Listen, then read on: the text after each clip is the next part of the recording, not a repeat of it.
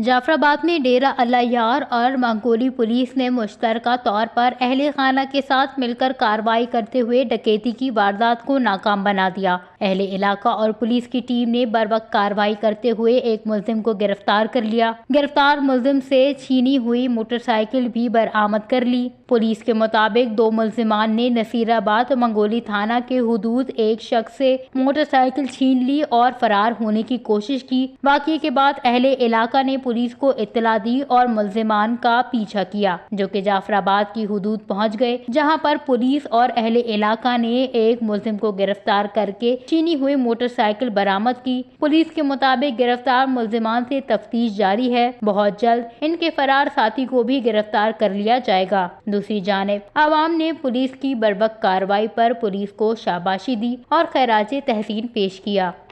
वश न्यूज़, जाफराबाद, बलूचिस्तान।